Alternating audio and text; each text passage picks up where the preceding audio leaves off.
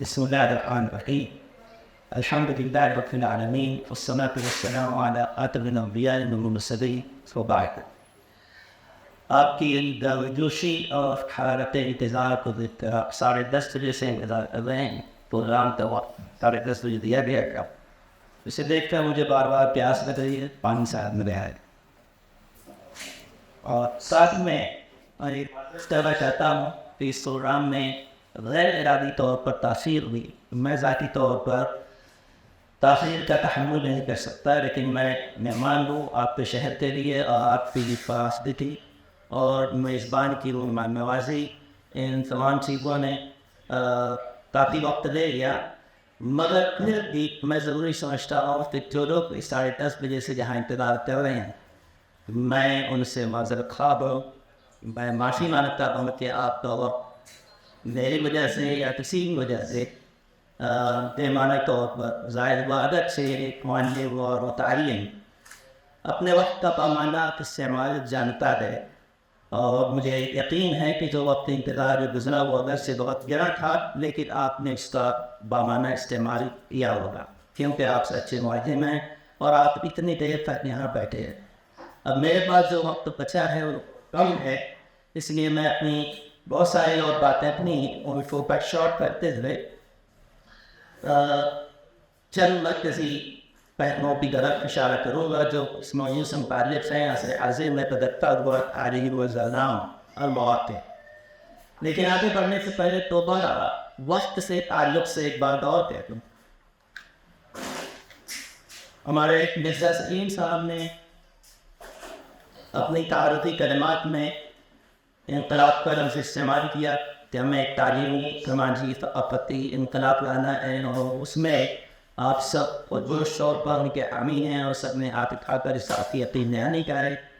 اسی کے ساتھ ساتھ ہمارے دوست اور میں بھی کانفرنس تھی اور ہمارے وہاں شہر کے بہت فعال شخصیت مولانا ایوب قاسمی صاحب نے بھی اشارہ کیا کہ آپ حضرات کی گرمجوشی اور انہمات کو دیکھ کر کہ ملت میں ایک تعلیمی انقلاب اور سماجی و اصلاحی انقلابی صورتحال پیدا ہونے سے. اس پر بس میں صرف اس بات کہہ رہا تھا کہ اس انقلاب کا جذبہ، اس انقلاب کے حق میں محنتی اور خواہشات ولولے جوش و خروش وسائل سب کچھ ہمارے پاس کافی سے زیادہ ہو،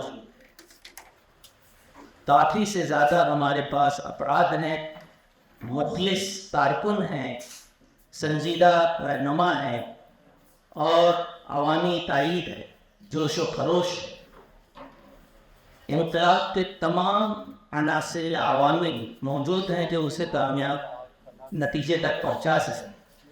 لیکن یہ صرف اس دن ہوگا جس دن ہم وقت کا صحیح استعمال کرنا نہیں ہوتا، جس دن ہمارے پروگرام اعلان کردہ وقت پر شروع ہو، جس دن وہ پہلا دن. سب سے انقلاب کا پہلا قدم ہے وقت شناسی، ٹائم کانشسنس. انقلاب آتا ہی ہے وقت شناسی، زمانہ شناسی اور اس سے ہر وقت فائدہ اٹھانا. ورنہ سارے جوش و خروش اور اقداس کے باوجود ملت کا حال جو اقبال نے بیان کیا تھا کہ اب نوا پیرا ہے کیا، اب نوا پیرا ہے کیا، گلشن ہوا اور ہم تیرا بے محض تیرا ترنم نفحت موسم ہے. پھول کو جب وہ محفل سے پرانے شعلہ شاہ اٹھ گئے، پھول کو باد بہاری کا پیام آیا سو کیا، آج انہیں ذوق تماشا ہو تو رخصت ہو گئے، سو قدم کوئی نہ رکھ پایا کام آیا سکھا. اس سارا معاملہ وقت کا. جس وقت ہاتھ نہیں قدم اٹھانے چاہیے اس وقت شاید ہم سوئے، جس وقت ہمیں چلنا ہے اس وقت ہم بیٹھے ہوئے. اور یہ بات نہیں تھی، اشارات پر غور کیجیے. اور اس سب کا مقصد ہے آپ سے آپ کے 1.5 گھنٹے کے دیا کے لیے معذرت، اور یہ یقین دہانی کہ ہمارا آج سے جو قدم ہوگا میں بھی آپ کے ساتھ ہوں، جہاں تک ممکن ہوگا میں بار بار اس شہر میں آنے کو تیار ہوں. میں آ رہا تھا یہ شہر اس وجہ سے بھی معروف ہے، پہلے مجھے اردو ادب اور شعر و سخن کا ذوق تھا، تو میں جانتا ہوں کہ اورنگ آباد اگرچہ گجرات اور اورنگ آباد میں ایک نظام ہے کہ وہی اورنگ آبادی جنہیں اردو غزل کا باو آدم یا اردو غزل کا نقاش کہا جاتا ہے، تو میں یہاں رہتے ہوئے بھی شرائط کی مخاطب نہیں کر سکتا جو وہ اورنگ آبادی تھے. گجرات والوں کا دعویٰ ہے کہ وہ گجراتی تھے، کہ ان کی شاعری سب سے بڑی دلیل ہے جس میں دکنیت کی دکنی زبان کے اثرات ہیں، اور یہ سب سے بڑی دلیل ہے کہ وہ دکنی ہے. تو ان کا ایک شعر میرے ذہن میں گونج رہا تھا جس کو پڑھے ہوئے شاید 35-40 سال ہو گئے ہیں، جو بہت ہی غیر معروف سا شعر ہے لیکن مربوط ہے ہمارے اس موضوع سے کہ زمانہ شناسی کی اہمیت کیا ہے. ہم بات کر رہے ہیں عصر حاضر میں بدلتا ہوا تعلیم نظام، اس کا بھی تعلق ہے وقت شناسی سے. جن تبدیلیوں کی میں بات کر رہا ہوں یا آپ کر رہے ہیں AI اور LM لفظ مشہور آرٹیفیشیل انٹیلیجنس، اور اگر آج سے 5 سال کے اندر 2029-30 کا تجربہ دیا گیا ہے کہ AMI آ جائے گا، AGI آرٹیفیشیل جنرل انٹیلیجنس. یہ بالکل اس سے مختلف چیز ہے جس کو بھی آپ جانتے ہیں. آرٹیفیشیل جنرل انٹیلیجنس AGI، 3 دن پہلے اس کے بارے میں دنیا کی 6 بڑی آرٹیفیشیل انٹیلیجنس کی مانیے نا انہوں نے ڈکلیئر کیا. تو اس وقت کا تعلق اس سے ہے کہ آپ وقت کے ساتھ چلنا جانتے ہیں. ہمارا المیہ یہ ہے کہ ہماری بہت سی روایات میں ضیاء وقت کا ضیاء بھی ایک روایت کر چکا ہے. چنانچہ کہا جاتا ہے کہ ایک پروگرام کا 10:30 بجے کھیلنے ہے تو وہ انڈیا تک آئیں گے، اور یہ صرف مسلمانوں کا مسئلہ نہیں، انڈیا کا مسئلہ ہے، کیونکہ انڈیا کے لوگ آہر بھی جب کوئی پروگرام اپنا کرتے ہیں تو وہاں بھی وقت کی پابندی نہیں کرتے. یہ بہت بڑا آدمی ہے تو انڈیا کے پیچھے رہیں. اور اگر ہم بات کر رہے ہیں نسل حاضر کے بدلتے ہوئے منظرنامے کی، تو اس میں وقت کی رفتار کو سمجھنا اور اس سے ہم رکاب ہونے کے لیے ہمہ وقت مستعد رہنا شرط اولین ہے، چاہے اس کے لیے کل پوشی تاج پوشی تک کی روایات کو تو کر مار دے. کیونکہ انقلاب نام ہے روایت شکنی کا. روایتیں جب انقلاب آتا ہے تو روایتیں ٹوٹتی ہیں، نئی روایات بنتی ہیں. تو بہرحال وہی اورنگ آبادی کا شعر ہے کہ جو کوئی رنگ میں، میں آپ کی طرح اپنی سائل پڑھ نہیں سکوں گا شاید، لیکن تھوڑی کوشش کرتا ہوں، جو کوئی رنگ میں اپنے کو شامل کر نہیں گنتے، ہم سب عاقلہ میں ان کو عاقل کر نہیں گنتے. جو ہر رنگ میں زمانے کے ساتھ تو نہیں چل سکتے، جو زمانے کے ساتھ نہیں چل سکتے، اپنی کا مثل شاید اسی سے وانا ہو رہا ہے کہ تو معتار کھڑی خدا، زمانہ کس کی گردش کس طرف ہو سر پہ جائے. یہ منافقت کی تعلیم نہیں دے رہے ہیں بلکہ زمانہ شناسی کی بات کر رہے ہیں، وقت کی رفتار کو جاننے اور اس کی بات توڑ سنبھالنے کی بات کر رہے ہیں. تو جو کوئی ہر رنگ میں اپنے کو شامل کر رہے ہیں منصب عاقلہ میں ان کو عاقل کر رہے ہیں. پھر مدرس کو مخاطب کرتے ہوئے کہا ہے انہوں نے کہ مدرس مدرسے میں کر نہ بولے درس ترشن کا، مدرس مدرسے میں کر نہ بولے درس ترشن کا، تو اس کو عاشقہ استاد تعمیر کر رہے ہیں. اس میں درشن سے بات کرنا کی مراد ہے کہ براہ راست عینی مشاہدہ حقیقت کا انسان کو کرنا چاہیے، اور حقیقی مدرس وہ ہے جو حقائق کو براہ راست جاننے کی کوشش کرتا ہے. تو مدرس مدرسے میں کرنا بولے درس درشن، تو میں آپ کو درشن کا یعنی عینی مشاہدے کا یا فکری مشاہدے کا خوبر بننے کی اس بنیاد پر دعوت دیتا ہوں. اب آتے ہیں موضوع کی طرف. موضوع بہت طویل ہے، اس کے بہت سارے پہلو ہیں، لیکن میں نے ایک پینٹاگن آپ کے لیے بنایا ہے. پینٹاگن جانتے ہیں آپ کیا ہے؟ خماسی الاملاء محمد، 5 ضلعوں پر مبنی ایک شکل. تو وہ ایک 5 نقاطی وہ ہے، اور اس کو اور آسان بنانے کے لیے کہ ہم سب اس کو یاد رکھ سکیں وہ 5 نکات میں نے لفظ تعلیم سے لیے. تعلیم کا لفظ 5 حرفی ہے، تا، عین، لام، یا، میم. اس تعلیم کے لفظ کو میں نے ایکنونیم مان لیا ہے یہ بتانے کے لیے کہ موجودہ دور کا تعلیمی منظرنامہ کیا ہے.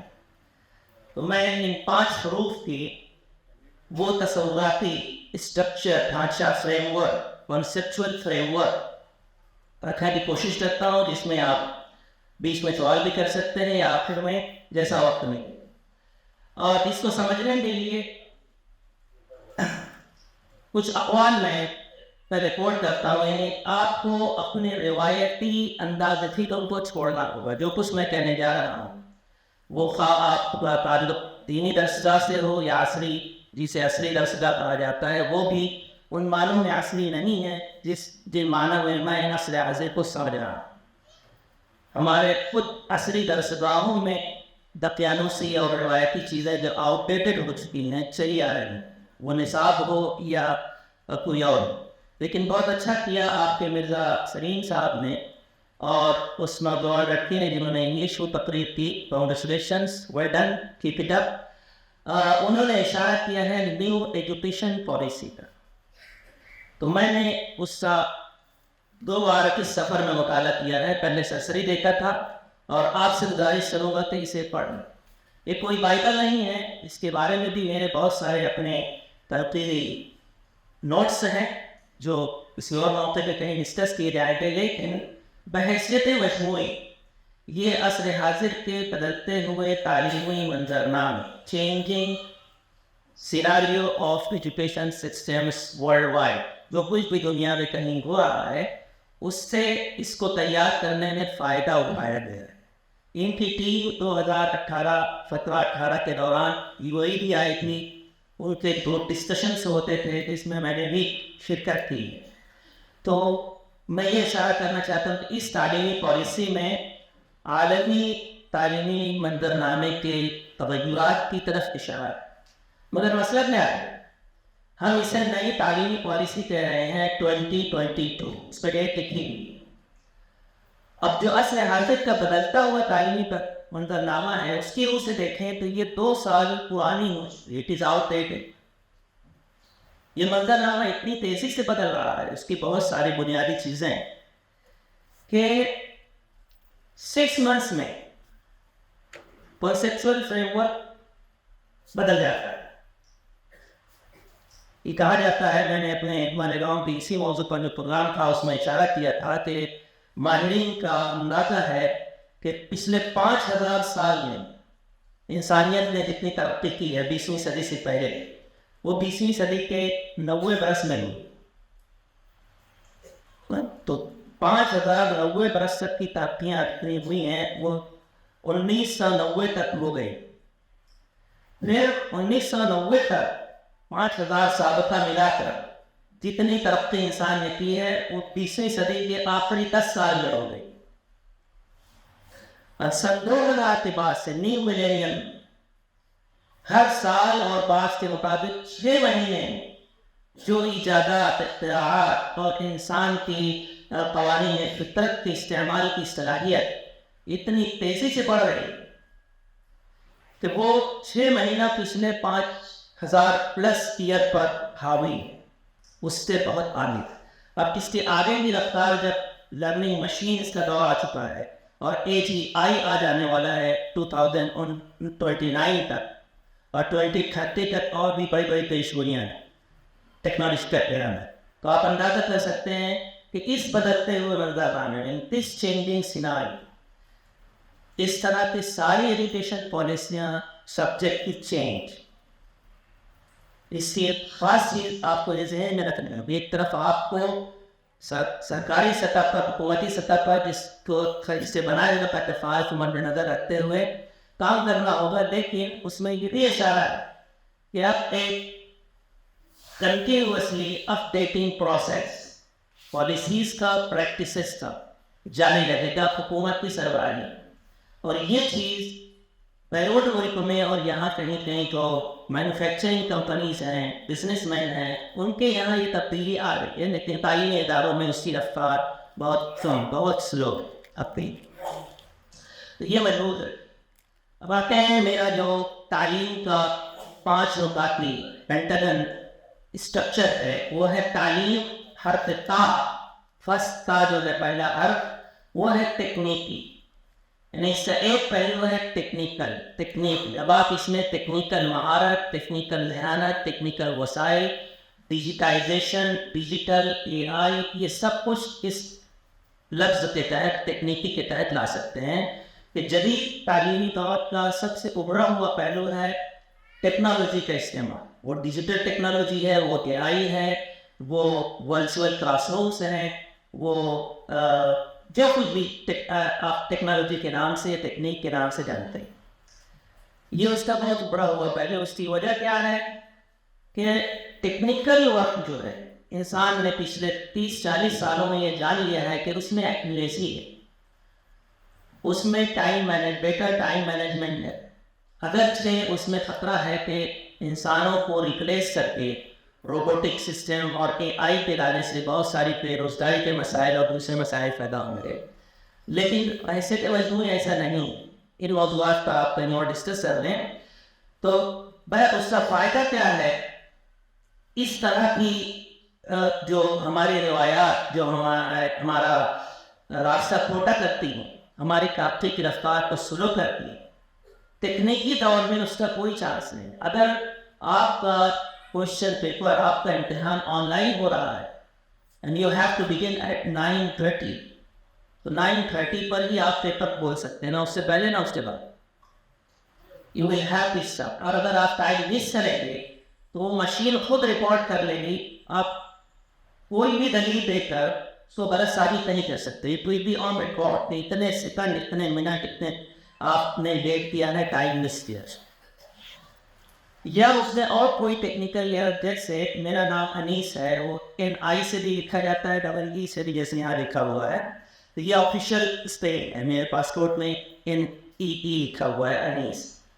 اب اگر میں ایک آفیشیل فارم بھر رہا ہوں PI پر یا کوئی بھی گورنمنٹ پورٹل پر، تو مینولی بھر رہا ہوں اسکول میں، کالج میں، تو ہم دونوں بحث کرتے بنوا لیں گے کہ یہ میں انیس NIS لکھوں گا، یہ کہیں گے نمنی سے لکھے میں کرنے ایکسیپٹ کر لیجیے، تو یہ کر سکتے ہیں. لیکن AI یا مشین نہیں کرتی.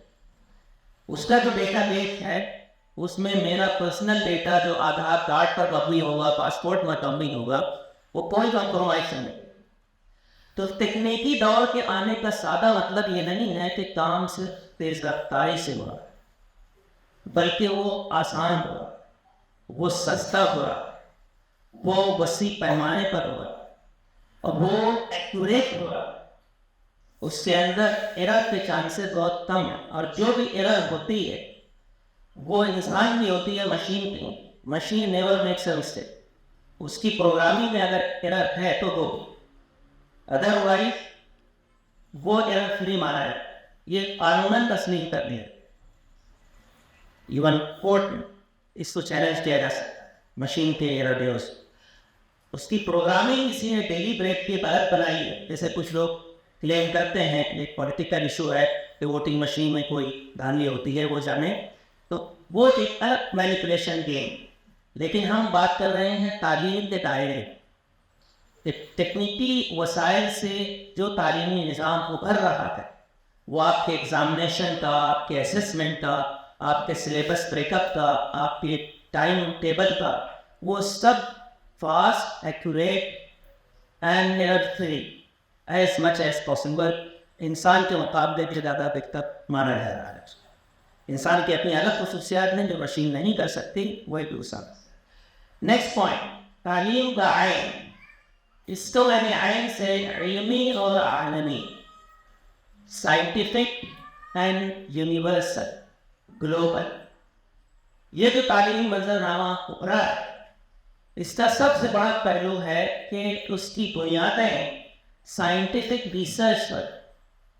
اس پالیسی میں بھی بار بار حوالہ دیا گیا ہے کہ اپنے ساری کتابیں ہوں یا ان کا کنٹینٹ ہو، اس میں اس بات پر زور دیا جائے گا کہ بچوں کے اندر scientific thinking, research based thinking, critical thinking evidence based logical reasoning, منطقی سوچ، سائنسی حقائق پر مشاہداتی تجربات پر مبنی جو معلومات حاصل ہوتی ہیں، جو ڈیٹا حاصل ہوتا ہے، اس کی بنیاد پر ڈیسیجن لینے کی صلاحیت پیدا ہو، نہ یہ کہ پرسنل ویوز یا روایات کے حوالے سے کہ ہمیشہ ایسا ہی ہوتا ہے۔ تو ہزار برس تک ہمیشہ زمین کے گرد سورج گھومتا رہا، جسے جیو سینٹرک پیراڈائم کہا جاتا ہے۔ ٹالمی کے زمانے سے یہ تصور تھا کہ زمین مرکز کائنات ہے اور سورج اس کے گرد گھومتا ہے، اسی کے ساتھ تمام سیارے اور سیارات۔ ساری باتیں، تمام کائناتی فطری مشاہدات اور حتیٰ کہ انسانی معاملات بھی اس مسلمہ پر ہونے کہ زمین ساکن ہے، اس سے ارد گرد ستارے سیارے متحرک، لیکن اسے سائنسی حقائق اور مشاہدات نے بعد میں غلط ثابت کیا، اور اب شاید کوئی بچہ بھی کبھی تسلیم نہ کرے، ایک 3-4 کلاس کا بچے کو اسے اب آپ یہاں بیٹھے بیٹھے دکھا سکتے ہیں کہ زمین اس وقت کہاں ہے، سورج سے کتنے فاصلے پر ہے، اس کی اسپیڈ کیا ہے، اس کا ریئل ایمو دیکھ۔ درجنوں لوگ اس وقت انٹرنیشنل اسپیس اسٹیشن پر بیٹھے ہوئے، یو اے کا بھی ایسٹروناٹ انیابی وہاں تشریف فرما ہے جو روز اپڈیٹ بھیجتے ہیں یو اے۔ یہ مشاہدے سے بات غلط ہے۔ یہ ایسی چیزیں سوشل لائف میں، کلچرل لائف میں ہمارے کچھ مسلمات پر ہیں، اور ہم ان کو میوان تسلیم کیے ہوئے اس بنیاد پر دوستی، دشمنی، محبت، نفرت، تعلقات قائم کرنے، تعلقات ختم کرنے کے فیصلے لیتے رہتے۔ اب یہ رجحان ابھر رہا ہے علمی اور عالمی بنیاد پر۔ عالمی سے مراد گلوبل یونیورسل فریم ورک ہے، علمی سے مراد ہے scientific way of thinking, scientific outlook ہے، ایز اپوز ٹو پرسنل اور ریلیجیس جو بھی آپ کے اعتقادی ڈاکٹرینل بیسس پر وہ اپنی جگہ درست ہیں، لیکن دنیا کے روزمرہ کے معاملات میں خود اسلام نے یہ ہدایت دی ہے کہ حقائق اور تجربات کو سامنے رکھ کر دنیا کے معاملات فیصل کیے جائیں۔ اس کی بہت واضح مثال ہے کہ رسول اللہ صلی اللہ علیہ وسلم جب مدینہ گئے تو مدینہ میں آپ نے دیکھا کہ لوگ کاشتکاری کر رہے ہیں، باغوں میں کچھ کھجور کے درخت پر کوئی عمل کر رہے ہیں جو ایک طرح کا روایتی پولینیشن کا عمل تھا۔ وہ کھجور کے نر اور مادہ شگوفوں کو ایک دوسرے سے ملاتے تھے جس سے کھجور کی پیداوار بڑھتی۔ یہ تقریباً ہر کاشتکار جانتا ہے۔ تو آپ صلی اللہ علیہ وسلم نے کہا کہ میرا خیال نہیں ہے کہ اس سے کوئی فصل میں کوئی فرق پڑے گا۔ اس کو تعبیر نقل عربی میں کہتے ہیں، یہ روایت بخاری اور مسلم دونوں میں آئی۔ تو آپ نے جب ظاہر کیا کہ جتنا انہیں آپ کا کہنا تھا کہ اللہ کو جتنی پیداوار دینی ہے اتنی ہوگی، اپنے آپ ہوگی، اس طرح کا کوئی عمل کرنے سے افزائش پیداوار نہیں ہو سکتی۔ اور چونکہ آپ کاشتکار بھی نہیں تھے تو آپ نے صرف اپنے اعتقادی رجحان کے تحت یہ رائے ہے۔ اب وہ سال گزرا، جولائی میں مہینہ ہے کٹائی کا، کھجور اس وقت پکتی ہے اور اس کو کاٹا جاتا ہے۔ تو جب وہ وقت آیا جولائی اگست وہاں پر اس دور میں، تو مدینہ کے کاشتکار نے آپ صلی اللہ علیہ وسلم کے پاس آ کر شکایت کی کہ دیکھیے آپ نے ہمیں تعبیر نقل سے منع کیا تھا، اب اس سال ہماری فصل جو ہے گزشتہ سالوں کے مقابلے میں آدھی نہیں ہوئی۔ آپ نے انتہائی بامانہ بات پہ، ایسی بابصیرت بات جو قیامت تک ایک روشن مینار کی طرح سائنٹیفک آؤٹ لک، اسلام کے سائنٹیفک ایٹیٹیوڈ کی ترجمانی کرتے رہے گی۔ آپ نے کہا انتم اعلم بامور دنیا، اگر میں تمہیں آخرت اور دین کے معاملے میں، غیب کے معاملے میں کوئی خبر دوں تو اسے بھی نمان مانو۔ میں پیغمبر، میں دین کی تعلیم دینے کے لیے آیا، جبکہ تم اپنی دنیا کے معاملات کو زیادہ بہتر جانتے۔ تجربے اور عمل سے اگر اس طرح کے تجارتی، زراعتی، ثقافتی اور مالی، تعمیری، کنسٹرکشن کے معاملے میں، کسی بھی معاملے میں آپ کے تجربات بتاتے ہیں، دنیا کا تجربہ بتاتا ہے کہ یہ صحیح ہے تو وہی صحیح، اس میں پیغمبر غیب کے حوالے سے کوئی مداخلت نہیں کرتا، نہ دین کرتا۔ یہ بہت واضح طور پر یہ الفاظ ہے کہ انتم اعلم بامور دنیا، دنیا میں دوبارہ جہاں بھی مذہب پسند قومیں یا وہ ہیں ملتیں ہیں، ہر جگہ یہ بات بھی کہ کہیں کچھ مفروضات پر نہ صرف دینی معاملات، دنیا کے عام انسانی معاملات تک کا فیصلہ اعتقادی مسلمات کا کیا جانا۔ اسی بنا پر کچھ لوگوں نے یہ طے کیا کہ کوئی انسان کمتر ہے تو انسان برتر ہے۔ اب دنیا میں اس طرح کا بوجھنے چھوٹ چھاٹ کا فیصلہ قانوناً ایک جرم قرار دیا جا چکا ہے۔ یہ علمی اور عالمی بنیاد ہے جدید تعلیمی نظام، جو کہ سیاسی انقلاب کے نتیجے میں پہلے سے چل رہا تھا، لیکن اب تعلیم میں کسی قسم کا امتیاز رکھنا یا توہماتی بنیادوں پر طلباء کو یا عام نوجوانوں کو یا معاشرے گمراہ کرنا یا غلط تعلیم دینا، ان سب پر اب تدبیر لگ چکی ہے۔ ورلڈ کلاس انٹلیکچوئلز اس کو آبزرو کریں، اس لیے اس کی فکر کی ضرورت نہیں ہے کہ ہمارے یہاں نصاب میں کیا کیا غلط باتیں ڈالی جا رہی ہیں، ڈال دی جائیں گی، سارے اس کو مست کیا جا رہا ہے۔ یہ جو لوگ ایسا کر رہے ہیں وہ ایک اناکرونسٹک حرکت کر رہے ہیں، ایک خلاف زمانہ حرکت جو زیادہ دن ٹکنے والی ہو۔ نصاب تعلیم کو کوئی کتنا بھی کوئی بھی رنگ دے، آپ ہرا رنگ دیں، زعفرانی رنگ دیں، سفید رنگ دیں، کوئی نصاب تعلیم کی حیثیت 2-3% سے زیادہ نہیں۔ اس کی وجہ یہ ہے کہ کوئی نصاب تعلیم 1-2 سال سے زیادہ اب چلنے والا نہیں، سوائے دینی اداروں کے جن کا اپنا ایک الگ تصور ہے تعلیم نصاب کا، جو یہاں زیر بحث نہیں ہے، اس میں قرآن مقدس ہے، اس میں کوئی تبدیلی نہیں ہو سکتی، لیکن قرآن کی تفسیر بدلتی رہے گی، اس کے مفاہیم اور معانی بدلتے رہیں گے۔ اس کی میں بہت واضح مثال دیتا ہوں کہ قرآن میں حج کو فرض کیا گیا۔ حج کس نے فرض کیا؟ حضرت ابراہیم علیہ السلام نے۔ حضرت ابراہیم علیہ السلام نے جب حج کو فرض کیا تو کیا اعلان کیا؟ وَأَذِّن فِي النَّاسِ بِالْحَجِّ يَأْتُوكَ رِجَالًا وَعَلَى كُلِّ ضَامِرٍ يَأْتِينَ مِنْ كُلِّ فَجٍّ عَمِيقٍ۔ لوگوں میں حج کی منادی کر دو۔ جب تم ایسا کرو گے تو لوگ اس بیت اللہ کی زیارت کے لیے، حج کے لیے دبلے پتلے اونٹوں پر سوار ہو کر تنگ اور دشوار گزار گھاٹیوں سے ہوتے ہوئے یہاں پہنچیں گے۔ اب اس کا پہلا حصہ اٹرنل ہے، ابدی۔ وہ یہ نہیں کہہ سکتا کہ حج اس وقت فرض تھا، آج نہیں۔ ہر صاحب استطاعت پر حج فرض ہے، لیکن مینز آف پرفارمنگ حج اور ریچنگ ٹو کعبہ، وہ ذرائع مواصلات جو ہمیں کعبہ تک پہنچائیں گے، وہ آج بدل چکے ہیں۔ آج دبلے پتلے اونٹوں کا اس آیت میں حوالہ ہے۔ کوئی اس حوالے سے یہ کہتا ہے کوئی عالم کہ حج کرنا ہے تو دبلے پتلے اونٹوں پر اور تنگ اور دشوار گزار گھاٹیوں سے ہوتے ہوئے جاؤ۔ اس میں اس زمانے کی ترجمانی، اس زمانے میں ایسے ہی حج ہو سکتا تھا جس کا اعلان کیا۔ اب اس کا مطلب یہ لیا جائے گا کہ حج کے لیے کتنی ہی مشقتیں اٹھانی پڑیں۔ یہاں غامر اور فجن عمیق کا لفظ سفر کی مشقتوں کی ایک علامت، نہ کہ لفظاً وہی ہوا۔ تو تفسیر قرآن اس کے معانی زمانے تقاضوں کے ساتھ بدلتے رہے۔ لیکن اسی حکمت نبوی کا نتیجہ ہے کہ حضرت علی رضی اللہ عنہ نے، ان کا زمانہ تب تھا آج سے 1400 سال پہلے، اس زمانے کا ان کا ایک قول ہے کہ لا تقصروا۔ میں چاہتا ہوں کہ یہ قول ہر اسکول، کالج، مسلم سب جگہ لکھ دیا جائے۔ اگر ہارورڈ یونیورسٹی کو معلوم ہو جائے تو وہ لگا دیں گے، لا تقصروا او لا تقصروا اولادکم علی آدابکم فإنهم خلقوا لزمان غیر زمانکم، کہ اپنی اولاد کو، نئی پود کو اپنے طور طریقوں پر چلنے کے لیے مجبور نہ کرو، اپنی روایتوں پر، اپنی عادتوں پر چلنے کے لیے مجبور نہ کرو۔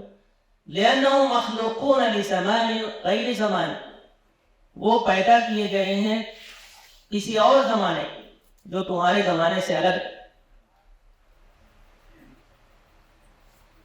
یہ ہے خالص اسلامی فکری انقلابی تصور کہ طالب علم ہو، معلم ہو، وہ یہ جانتا ہے کہ زمانہ مسلسل بدلتا ہوا ہے، جو تھا نہیں ہے، جو ہے نہ ہوگا، یہی ایک خاتمہ ایمانہ، قریب تر ہے نمود اسی کا مشتاق ہے زمانہ، میری سراحی سے قطرہ قطرہ نئے حوادث ٹپک رہے ہوں، میں اپنی تسبیح روز و شب کا شمار کرتا ہوں دانہ دانہ، ہر ایک سے آشنا ہوں لیکن جدا جدا رسم و راہ میری، کسی کا راکب، کسی کا مرکب، کسی کو عبرت کا تازیانہ، ضمانت کے عنوان سے اقبال کی نظم۔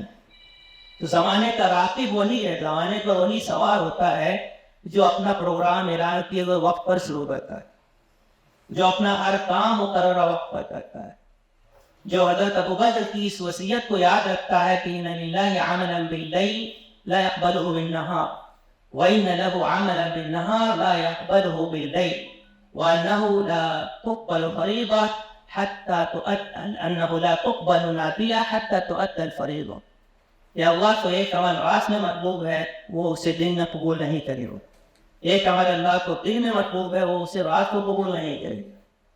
تہجد آپ دن کے 12 بجے نہیں پڑھ سکتے، تہجد کو رات میں پڑھنا پڑے، ظہر کی نماز آپ تہجد کے وقت رات میں 12 بجے نہیں پڑھ سکتے۔ یہ ہے وقت شناسی، زمانہ شناسی۔ تو ایک ہوا تکنیکی پہلو، دوسرا ہوا علمی اور عالمی، سائنٹیفک اینڈ گلوبل اور universal aspect of contemporary education system. اور سسٹم سے بھی میری مراد کوئی کالج یونیورسٹی نہیں، یہ وہ عصر حاضر کی مجموعی صورتحال ہے، میں صرف اس کی بات کر رہا ہوں، جو کہیں بھی کسی بھی ایک جگہ آپ کو پرفیکٹ بیک وقت نہیں ہے، اور میں بتاتا ہوں کیوں۔ نمبر 3، تعلیم، تا عین لام، لام سے میں نے بہت کچھ غور کیا کہ کیا لفظ ہو سکتا ہے، لیکن جو نیچر ہے تمام عصر حاضر کی نئے اور جدید انکشافات اور اختراعات، اس کے پیچھے ایک عجیب چیز کام کر رہی ہے جس پر ابھی تک کم از کم اردو کی اسپیکنگ اور عربک اسپیکنگ ورلڈ میں اتنی سنجیدگی سے غور نہیں کیا۔ لام سے میرے مراد ہے لسانی، لسانیاتی۔ اس ابھرتے ہوئے تعلیمی نظام کا ایک پہلو لسانیاتی، مگر میں بتا دوں قبل اس سے کہ آپ کوئی دوسری تشریح کریں، لسانیاتی سے مراد ادبی، شاعری، سخن شناسی، اس طرح کی چیزیں نہیں۔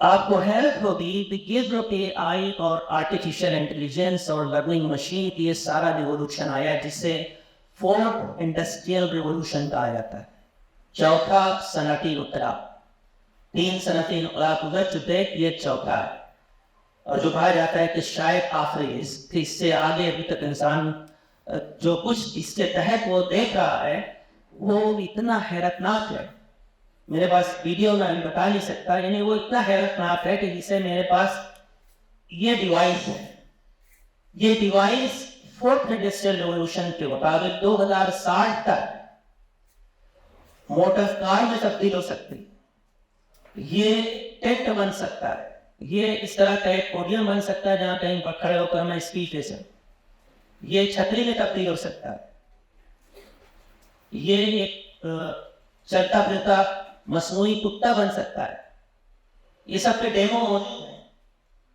دبئی ان 2060 CNN نے 17 جولائی کو نشر کیا ہے، ایک 59 سیکنڈ کا جسٹ 1 منٹ کا ایک ویڈیو ہے، اسے دیکھ لیجیے، دبئی ان 2060۔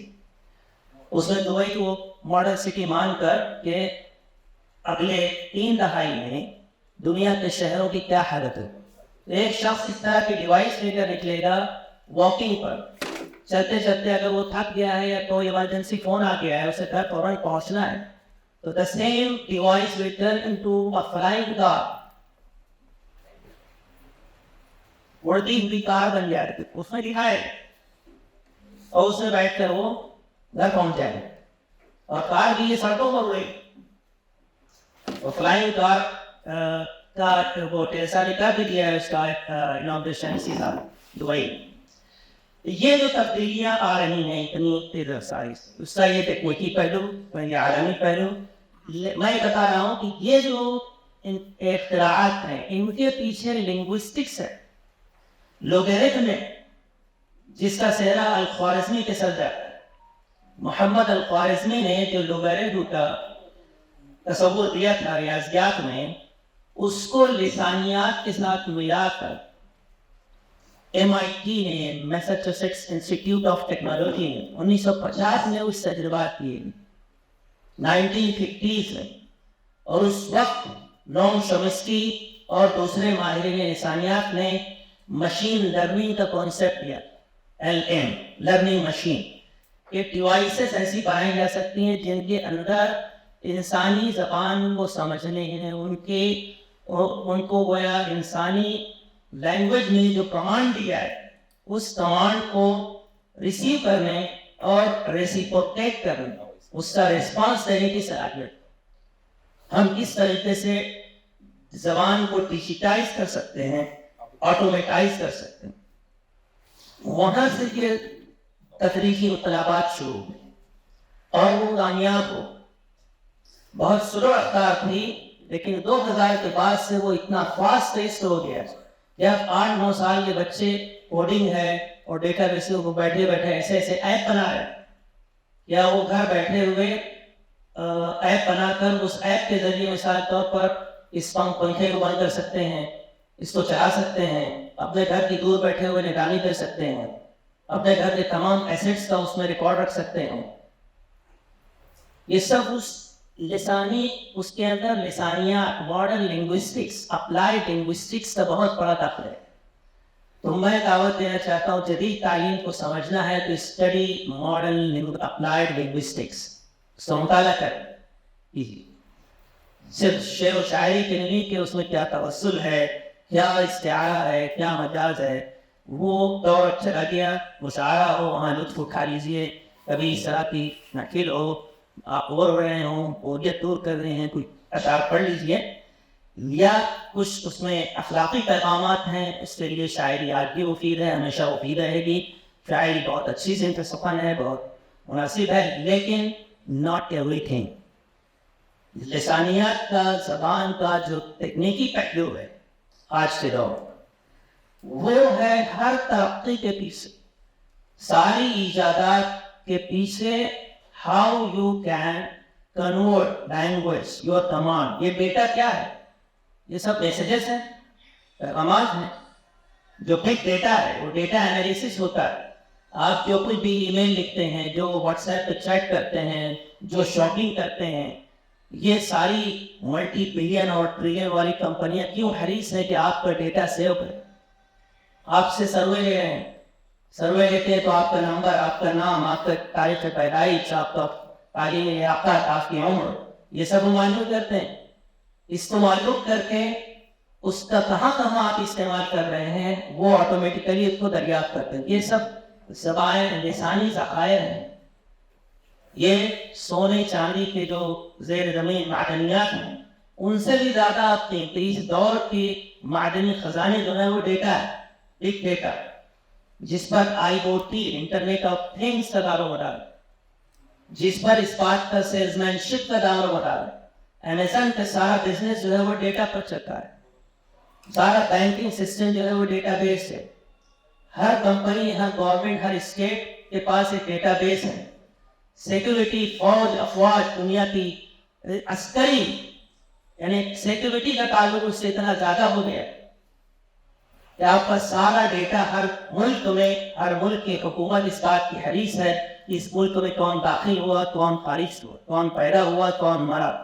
ہر چیز کی انسٹنٹ معلومات on without any delay for a fraction of second. جس گورنمنٹ کو ہوگی وہ ایک فعال گورنمنٹ سمجھ جائے. ان سب کے پیچھے ماڈرن لنگوسٹکس ہے، اپلائیڈ لنگوسٹکس. سو اس پینٹاگن آف ایجوکیشن کا، اس تعلیمی محمد کا تیسرا پلر ہے، تیسرا ضلع ہے، تیسرا زاویہ ہے لسانیہ. اس پر دھیان دیجیے. جدید تطبیقی لسانیہ، یا سے میری مراد ہے یکجہتی. وہ یکجہتی نہیں جو بہت اہم ہے سیاسی معنوں میں، قومی یکجہتی نہیں، یکجہتی یکجہتی کا لفظ میں یہاں انٹیگریشن آف نالج سے معنی میں کہہ رہا ہوں، جس کا مطلب ہے کہ تمام علوم اور فنون میں ایک انٹیگریشن کا عمل ابھر رہا ہے۔